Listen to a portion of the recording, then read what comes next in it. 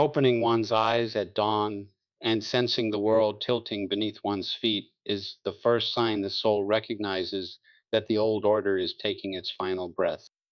In that moment of awakening, as in many moments of prophetic sleep, every invisible wall between the human realm and the spiritual realm thins. Images rush in not through sight, but through a quiet, sharp light striking the mind like an alarm bell.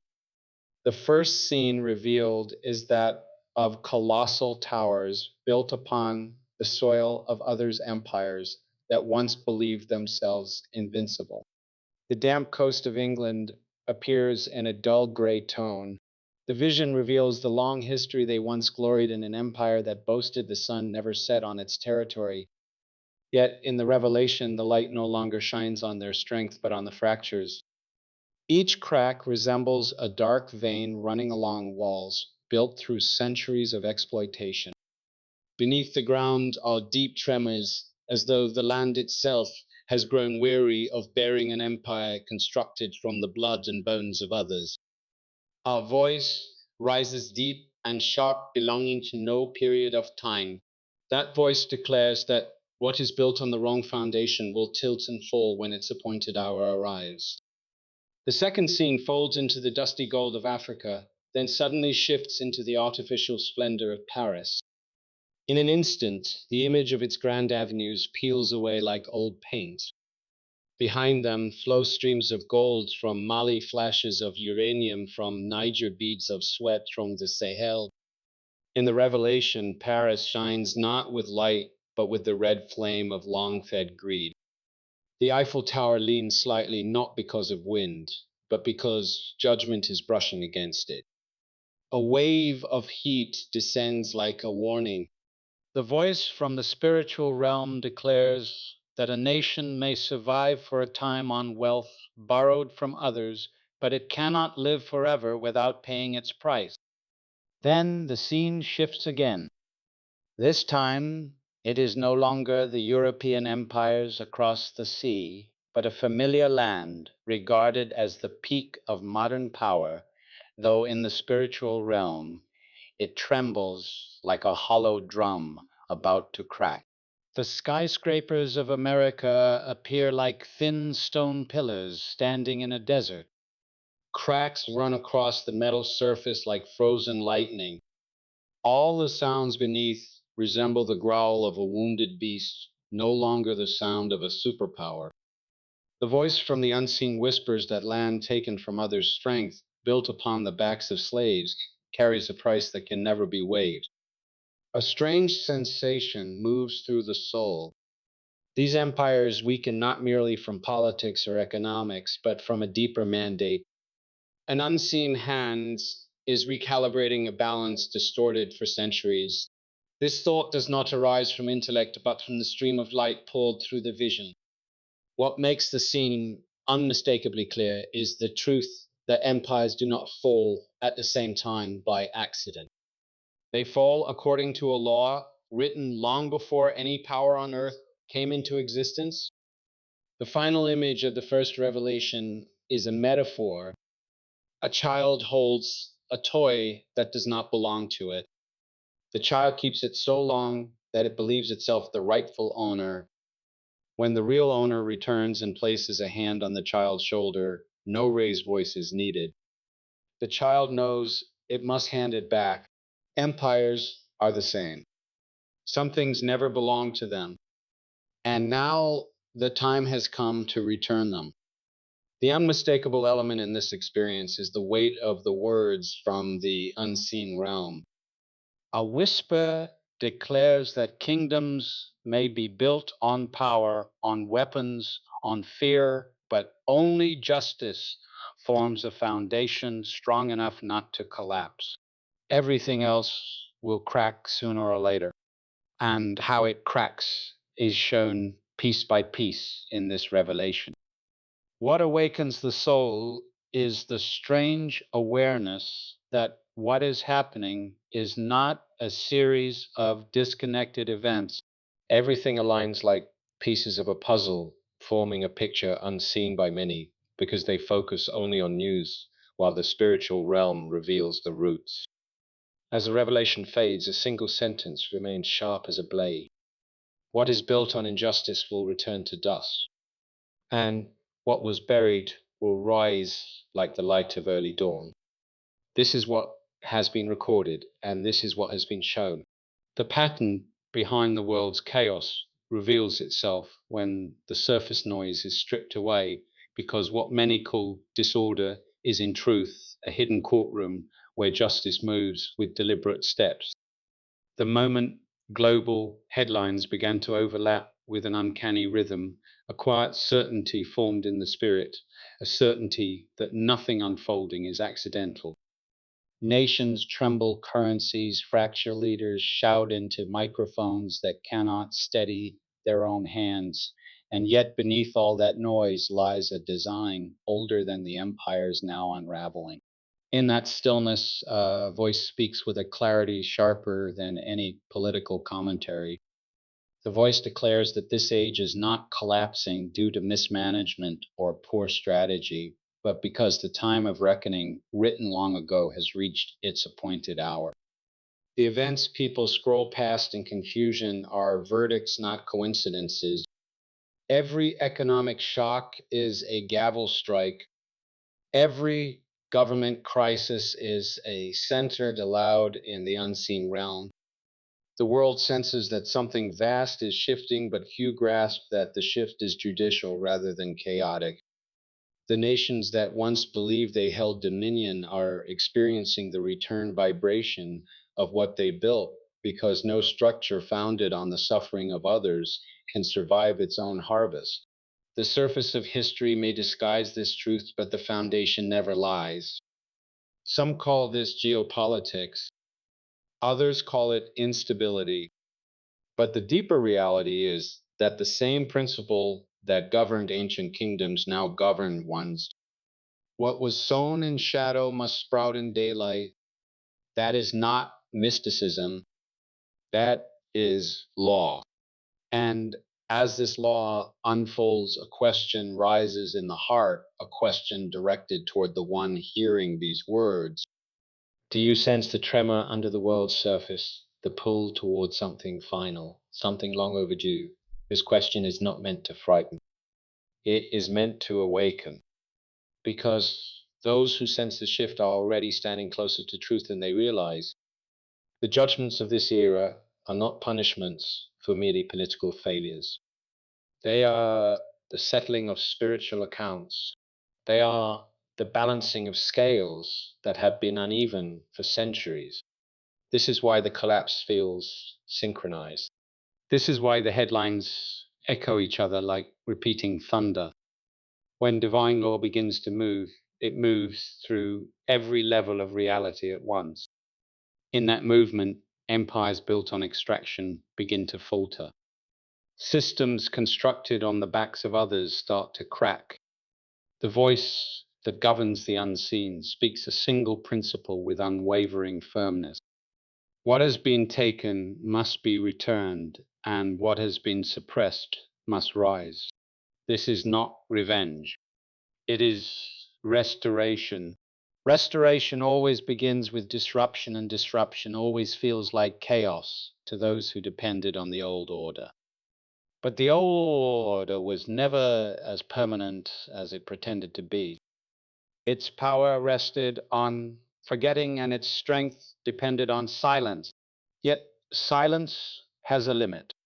When that limit is reached, truth pushes upward like a buried seed breaking through stone. The world is witnessing that moment now. And to you who listens, your presence here is not incidental. The question must be asked plainly. What have you sensed in your own life, in your own spirit, that tells you something immense is drawing near? What thought has returned to you again and again, whispering that the world is being rearranged with purpose? Your answer matters, because awareness is a sign of calling. Awareness is evidence that your spirit is tuned to the deeper order beneath the visible one. While many cling to the collapsing structures, others feel the pull to step back and observe with sharper clarity with a sense that the disruption has meaning. That sense is not imagination. It is alignment with what is being corrected, alignment with what is being revealed, alignment with what is being restored. And restoration, once begun, does not stop midway. It completes its work. Yet restoration does not unfold in silence alone. It requires witnesses. It requires those who can name what is happening without fear, without hesitation, without seeking approval from the systems that are already fading. The truth is simple. The world is not breaking. It is being rearranged. The noise is not confusion. It is announcement. A new order is not coming. It has already begun. You stand inside it whether you realize it or not. And now the moment has come to ask you directly, what do you feel stirring beneath the surface of your own life as the empires tremble, as the systems crack, as the old world loses its grip? Your answer is the key. Thank you for being here, for listening with a spirit awake enough to sense what others ignore. Your presence is not small. Your awareness is not accidental. And your role in the unfolding story is larger than you have yet imagined.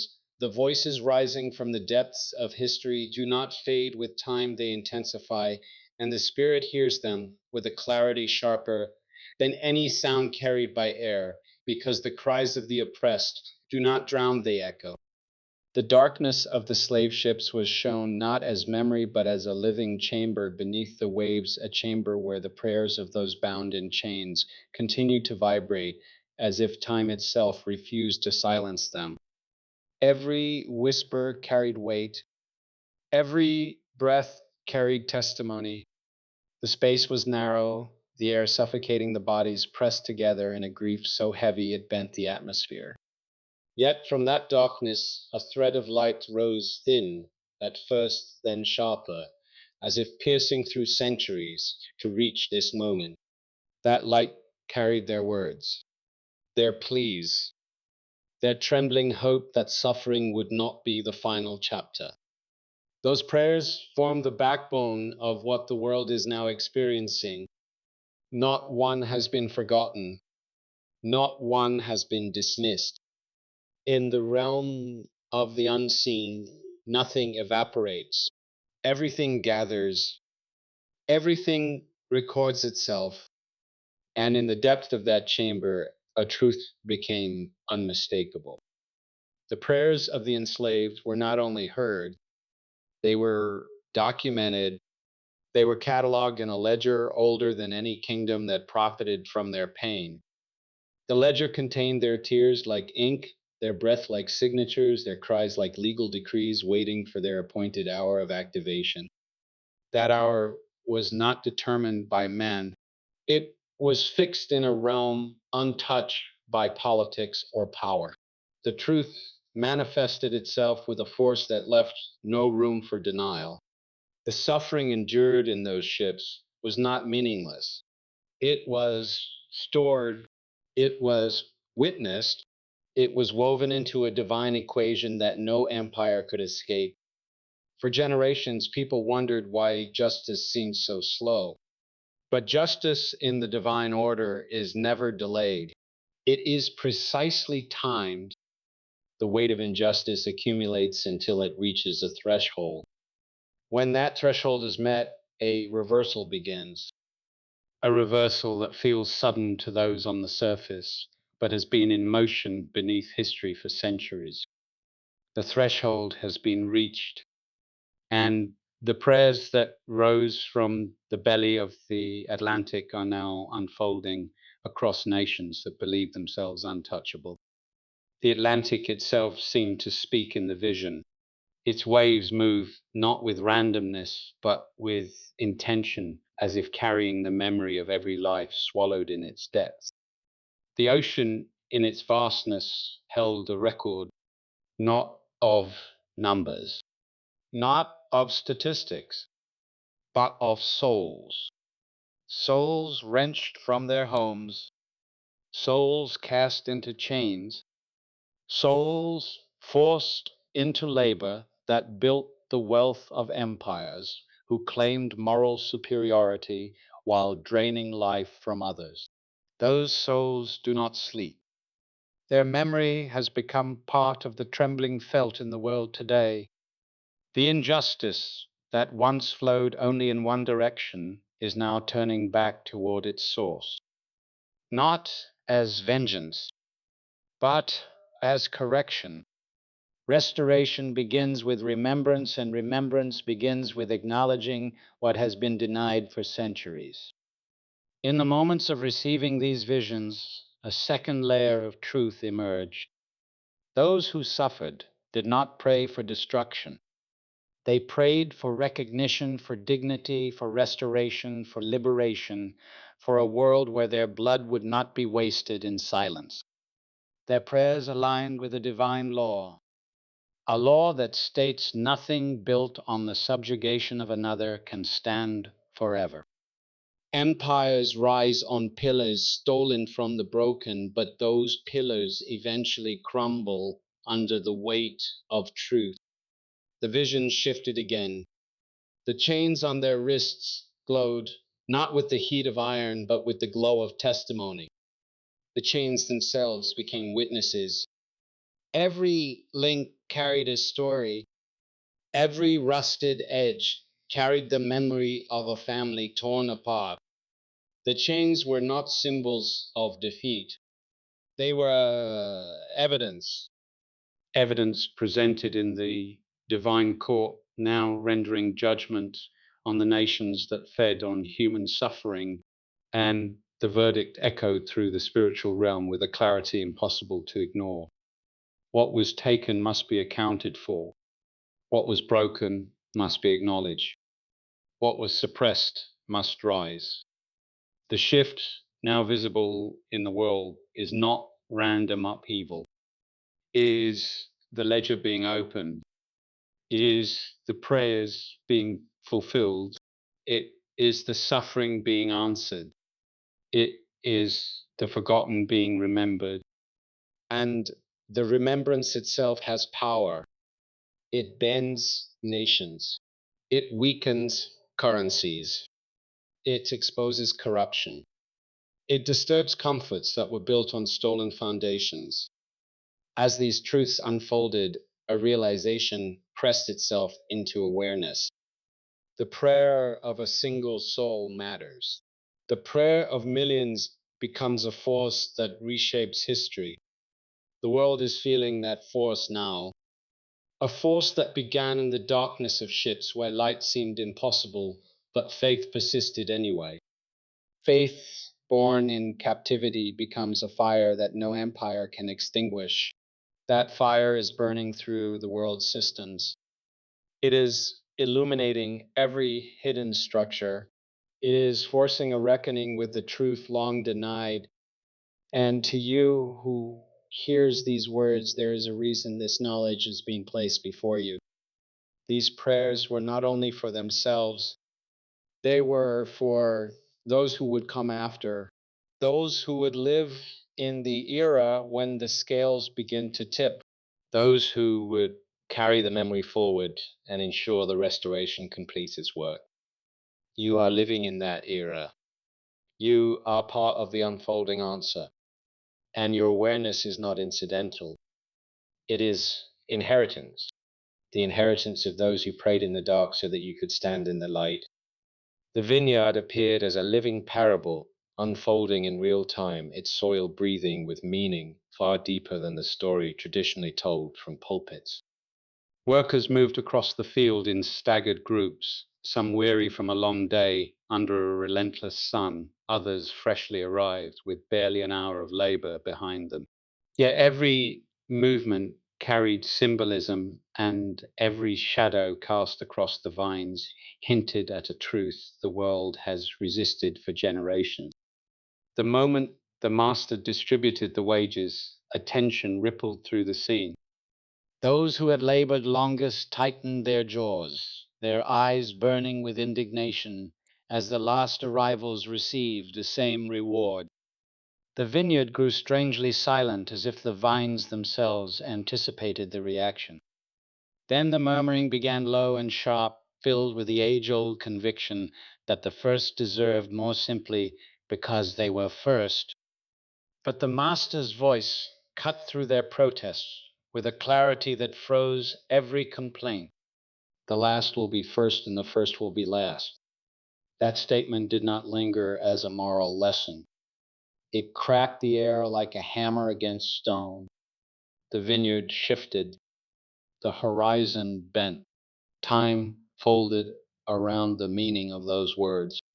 The parable was no longer about wages. It became a map, a prophecy, a revelation of how the divine order rearranges the structures humans build for themselves.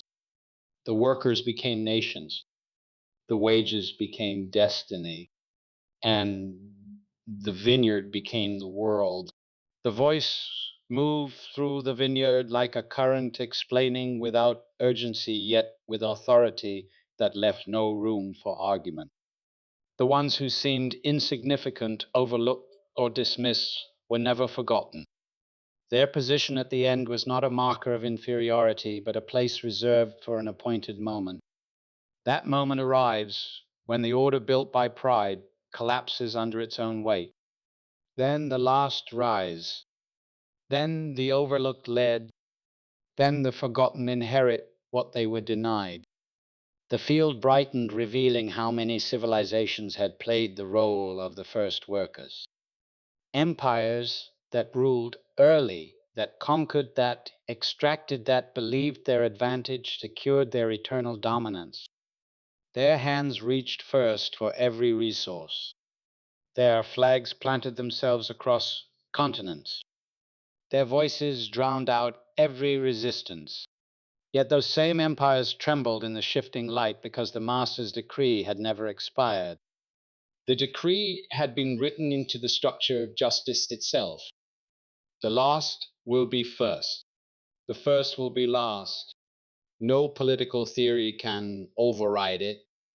No army can silence it. No economy can escape it. The parable revealed itself as the blueprint of a reversal pre-written before any empire ever rose.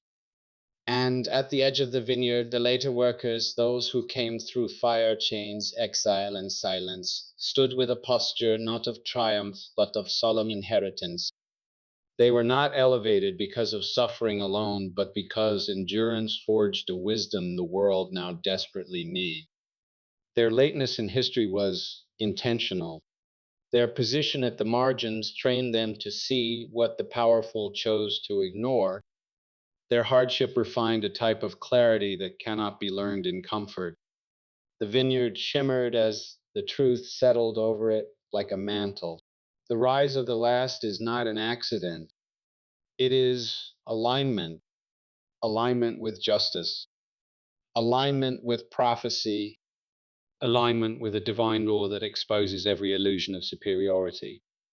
The decree does not punish the first, it humbles them. It invites them to learn what they refused to see while they held power. The decree does not reward the last as compensation. It elevates them because their endurance makes them capable of carrying what comes next. The vineyard darkens slightly as the final layer of meaning surfaces.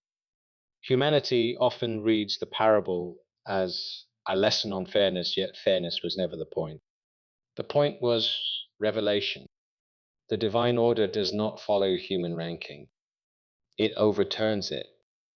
The divine timeline does not reward early arrival, it honors faithful endurance. And the divine justice does not consider who claimed greatness first. It considers who remains steadfast when greatness turned cruel. The workers faded, the vine softened, and the field dissolves into a single, unshakable truth. The reversal has begun, and nothing constructed to preserve the old order will withstand the force of that decree. The 400-year decree did not emerge as metaphor or speculation. It stood in the unseen realm as a fixed measurement, a boundary carved into divine law, long before any nation existed to violate it. The moment the number was revealed, it carried the weight of inevitability, not prediction, appointment. The words from Genesis and Deuteronomy did not drift like distant scripture. They formed the architecture of a countdown that governed centuries of human history with unbreakable precision. The vision unfolded through layers of time, each layer revealing how the decree shaped the fate of a people taken from their homeland and scattered across foreign shores. Their story was not random, their suffering was not incidental. Their displacement was not a historical accident. Everything aligned with the structure written in the divine ledger. Your descendants will be strangers in a land that is not theirs. They will be afflicted for 400 years. And afterward I will judge the nation that afflicted them, and they will come out with great substance. The words burned with clarity sharper than any historical argument because they did not describe what might happen, they declared what must happen. The ships crossing the Atlantic were shown not only as instruments of cruelty, but as the fulfillment of a process long warned, long documented, long sealed. Those ships were the embodiment of a curse activated by disobedience, yet the curse itself contained a promise, a limit, a boundary, a guaranteed reversal once the appointed years were fulfilled. The chains glowed again in the vision, not with the heat of suffering, but with the radiance of exact prophecy. Every link symbolized a year. Every shackle represented a season. Every iron weight carried the imprint of time itself. 400 years were not symbolic. They were counted, measured, marked. They ticked forward like the turning of gears in a cosmic mechanism. Empires rose around that mechanism, believing their power was self-created, yet their wealth and dominance depended entirely on the labor of the afflicted people whose time in bondage had an expiration date. And when that date arrived, the pulse of the world shifted. A tremor moved through the spiritual realm, then into the physical one. The tremor appeared as political instability, economic unraveling, social division, environmental upheaval. Yet beneath the surface of each event was the same cause. The timer had reached zero. When the clock struck its moment, no empire could hold its former shape. No currency could maintain its old strength. No nation built on the backs of captives could escape the consequences embedded into the decree. The 400 years concluded not in silence, but in global disruption. The beginning of the judgment manifested through plague, fear, collapse, and confusion, because the world was not facing random crises. It was facing a spiritual invoice being collected. The vision intensified, showing how the 400 years shaped identity, memory, and destiny. A people scattered and oppressed were being prepared through endurance, through survival, through generational resilience. They were not being erased, they were being forged. Their suffering created a depth that no empire could replicate. Their endurance produced a moral and spiritual authority that no colonizer could counterfeit. And when the 400 years ended, that authority began to rise through consciousness, culture, awakening, and unity. The reversal did not begin with political power, it began with memory. Once the afflicted remembered who they were, the nations that oppressed them began to weaken. Memory was the catalyst. Identity was the ignition. Awakening was the spark. The decree ensured that judgment and restoration would operate simultaneously. The nations that oppressed would decline.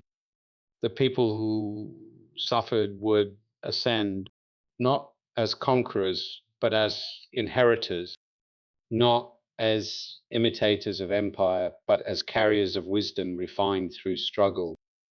The divine law remained undeniable. What was sown in exploitation must return as reckoning. What was built on stolen labor must return as collapse.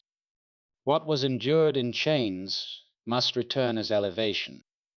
And all of it timed to a number written long before the first ship touched the Atlantic. The final layer of the vision revealed the ultimate purpose behind the 400-year cycle. The reversal was never solely about justice. It was about alignment, alignment of identity, alignment of destiny, alignment of nations, alignment of truth. When the clock completed its cycle, history itself had to turn. And now it has turned. The 400 years have closed. The judgment has opened. The world is shifting because the decree is active. And nothing built on the wrong foundation will survive its unfolding. The fourth beast emerged in the vision with a presence that overpowered every symbol before it, because its nature was not merely political, but spiritual, a conglomerate of empires fused into a single engine of domination. Its body shifted like metal and shadow, combined its ribs, formed from laws that benefited the powerful, its breath, a mixture of commerce, colonization, and conquest. This creature did not roar. It calculated, it consumed quietly, efficiently, relentlessly. Its heads resembled nations that claimed moral superiority, yet its teeth were sharpened on the suffering of others. Britain, France, Spain, Portugal, Germany, and the United States appeared not as separate entities, but as extensions of the same ancient organism rooted in Rome.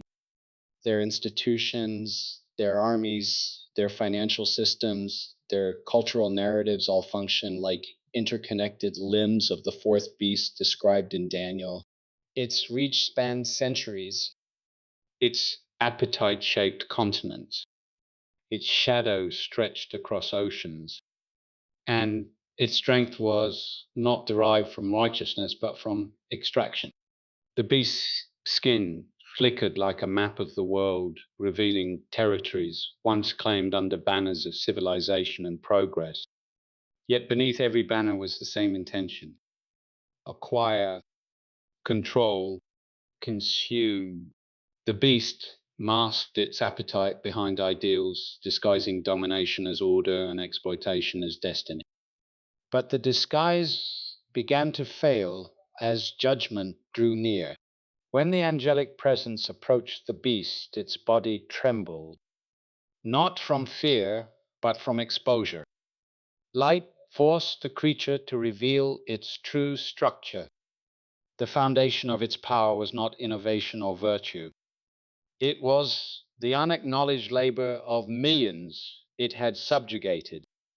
It was the wealth extracted from lands it claimed belonged to no one. It was the silent suffering buried under centuries of propaganda. The beast's metallic skin cracked under the weight of truth. Lines of fire traced through the fractures, illuminating the systems that upheld the creature's reign. The legislative structures that justified conquest, the financial networks that funneled stolen wealth, the religious distortions that proclaimed the oppressed were cursed. The educational frameworks that erased the stories of the conquered, all of it formed the skeleton of the beast, and every bone began to glow as though marked for dismantling. Babylon rose next in the vision, not as a city of ancient stone, but as a modern colossus of steel, glass, currency, and trade route. Its towers gleamed with the illusion of stability. Its markets roared with artificial confidence. Its leaders congratulated themselves for achievements built on centuries of theft. Yet the splendor rang hollow. The light that filled Babylon was not sunlight. It was the glare of accumulated wealth masking spiritual decay. A sound like a bell cracking echoed from the heart of the city. The words from Revelation surfaced with unmistakable force. Fallen, fallen is Babylon the Great. The declaration did not come as a threat. It came as confirmation. A city built on exploitation cannot endure. A nation built on supremacy cannot thrive. A system built on deception cannot stand. As the declaration rippled outward, Babylon's towers began to distort. Their reflections in the waters below twisted into forms that revealed the truth of their construction. The foundations were not concrete, they were bones. The bones of indigenous people, the bones of enslaved ancestors, the bones of colonized nations forced into silence. The city staggered under the weight of what it had ignored. Merchants wept for collapsing markets. Kings wept for vanishing influence. Yet their sorrow was not repentance. It was nostalgia for a power they believed eternal. The light sharpened, making the city transparent. Every lie became visible. Every injustice resurfaced. Every hidden system rose to the surface like sediment stirred in a shaken vessel. Babylon did not fall because of a single catastrophe. It fell because the truth caught up with it. Then the beast and Babylon merged into a single revelation. The oppressive empires of the world, ancient and modern, were not distinct. They were chapters of the same story. Rome carved the blueprint. Europe expanded it. America perfected it. All of them operated on the same engine, and that engine was failing. The final understanding descended with clarity that could not be denied. Systems built on stolen foundations carry collapse within them from the beginning. Empires that consume others eventually consume themselves. The fourth beast was never meant to last. Babylon was never meant to endure. Their fall was scripted long before their rise. And the world now trembles because the script has reached the turning point. Empires collapse in patterns so consistent that calling them coincidence becomes intellectual evasion because the arc of injustice has only one destination, and history repeats this truth with unwavering precision. Egypt stood first in the sequence, its monuments vast, its pride towering, its rulers convinced that the labor of an oppressed people existed solely to fortify their throne. The cries of the Israelites echoed across brick pits and barren fields, yet Pharaoh hardened himself, believing power insulated him from consequence.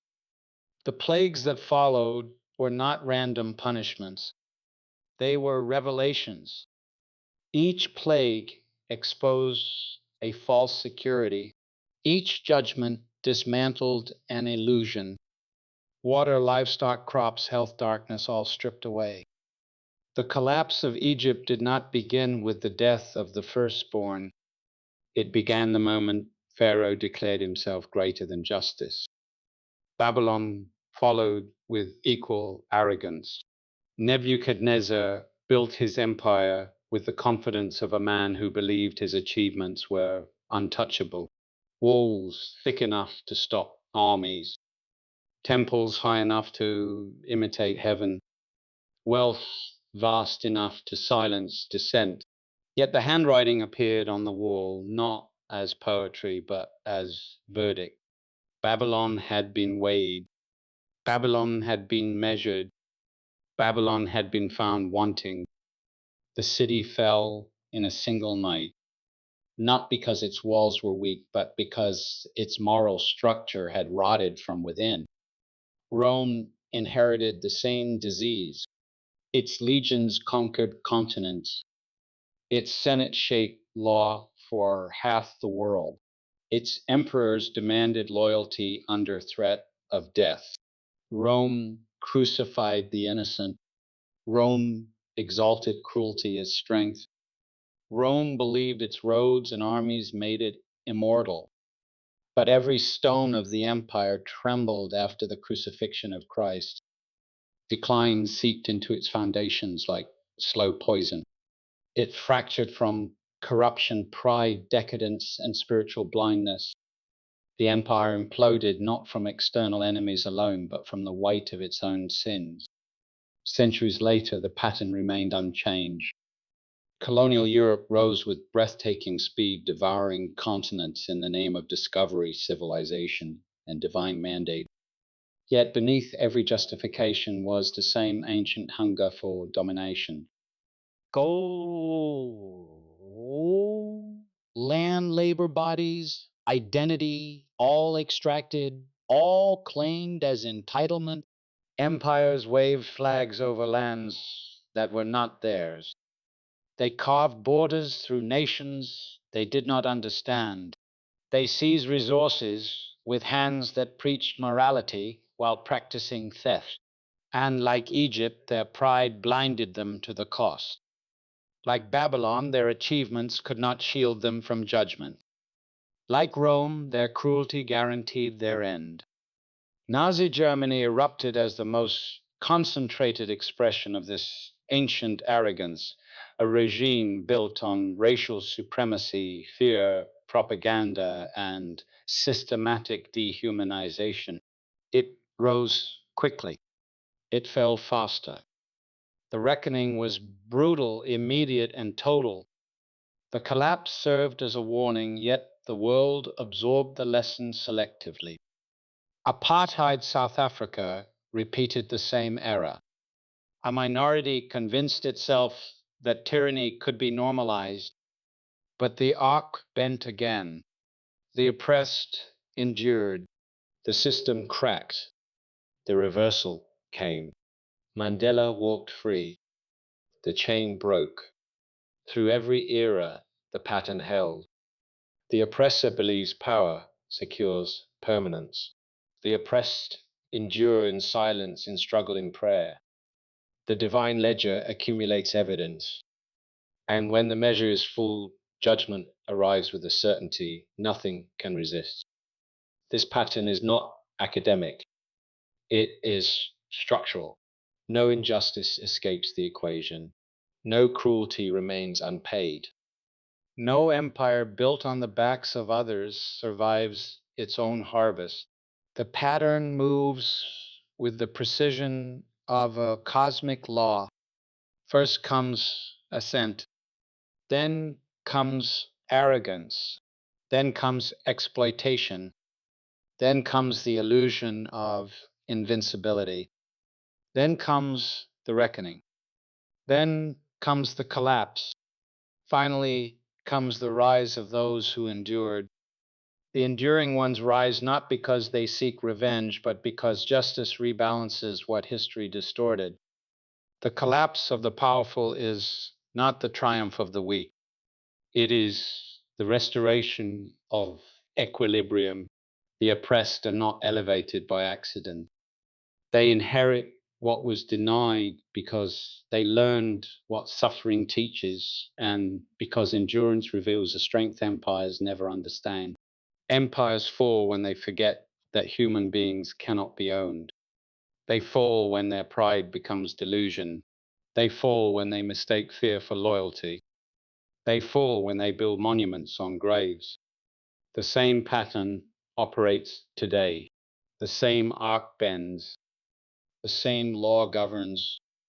And those who watch the world tremble are not witnessing novelty. They are witnessing repetition. The empires now shaking believe themselves immune to the fate of Egypt, Babylon, Rome, Europe, Germany, South Africa. Yet the same forces that dismantled those powers are now dismantling the modern ones, not because of conspiracy, not because of politics, but because the pattern allows no exceptions. Every empire built on injustice must face the day when the foundation splits. And that day has arrived.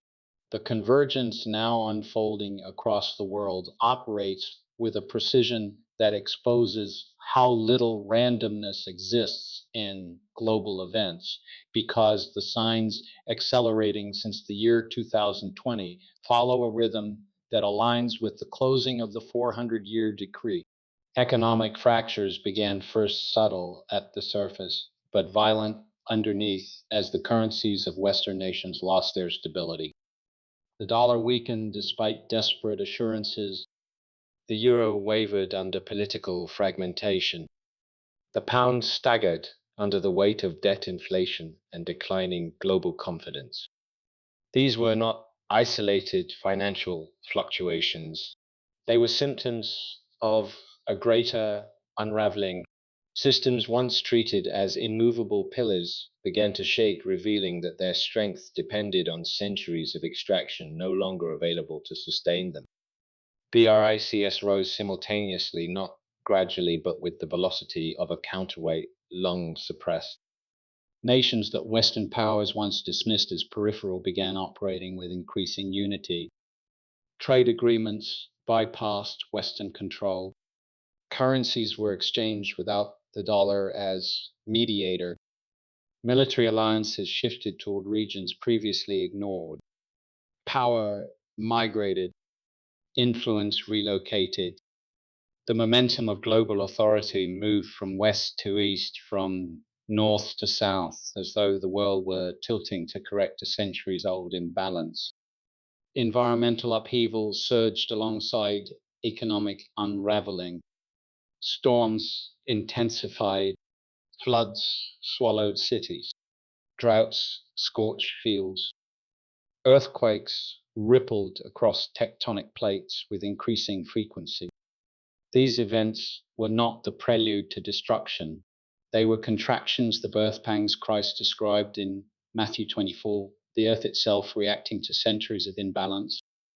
The planet behaves like a living witness, responding to accumulated injustice, shaking off the residue of exploitation with the instinct of a body detoxifying what once poisoned it.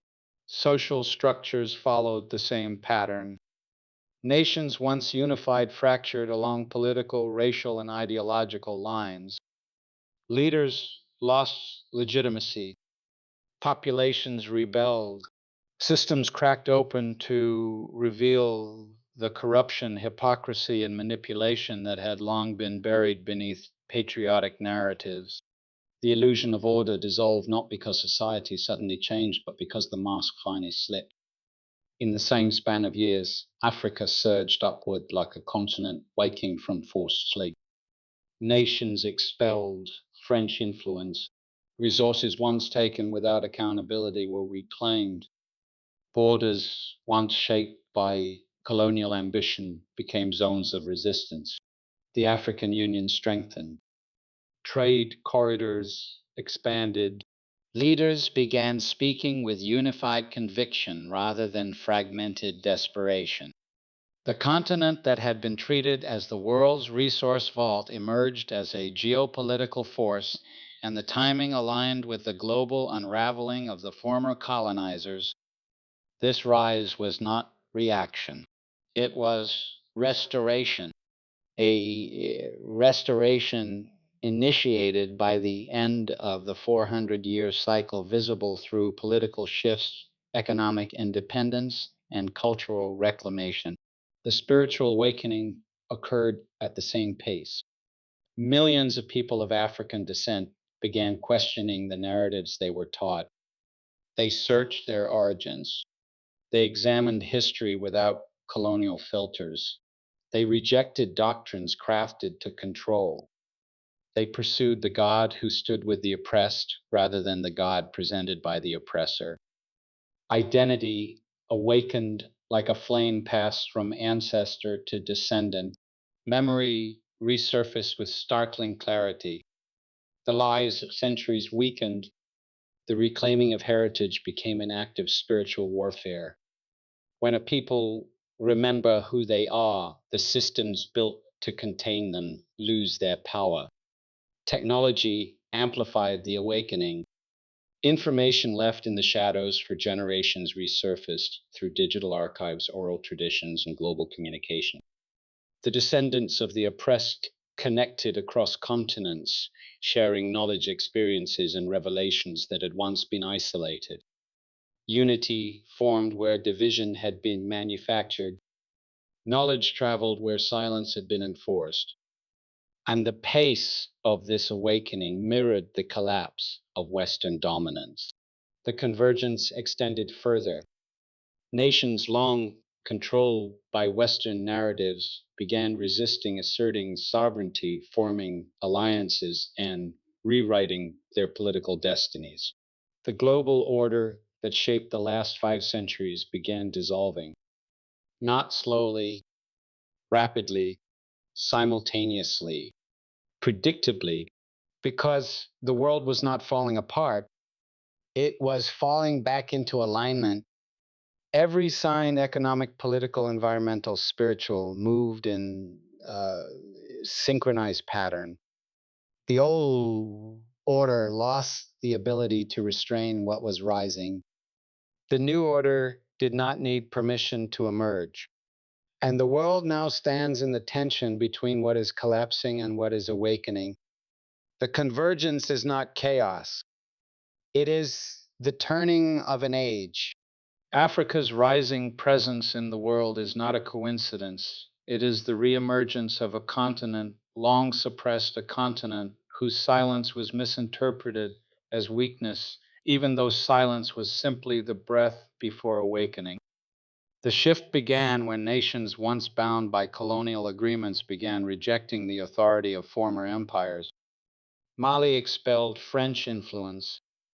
Burkina Faso followed. Niger broke its chains next.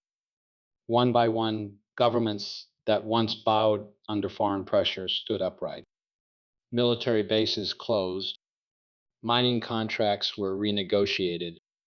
Currencies tied to colonial banks were questioned. These actions were not rebellion, they were restoration.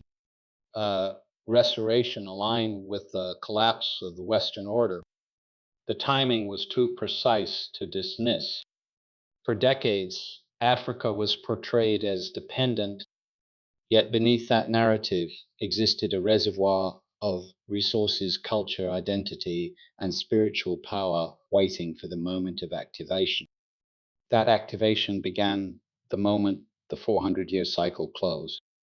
Leaders across the continent started speaking with a confidence that felt ancient rather than modern.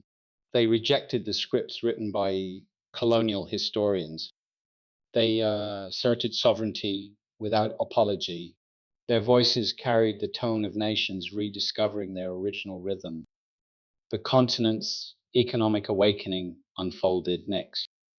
New trade corridors grew between African nations rather than funneling outward to Europe. Infrastructure projects aligned not with foreign corporations but with continental development. Nations invested in manufacturing instead of exporting raw materials. Resources once drained into the coffers of colonizers began flowing into local economies. The world watched this shift with caution because the collapse of Western dominance and the rise of African agency were happening in synchrony. As Europe's influence weakened, Africa's independence strengthened. As Western currencies trembled, African alliances solidified. As colonizing powers fell into political turmoil, African nations redefined sovereignty as destiny rather than negotiation. Yet the political and economic awakening was only the surface. The deeper transformation was spiritual. Across the African diaspora, millions began questioning the religious narratives used to justify enslavement and colonization. They confronted distortions embedded into sermons, textbooks, and cultural norms.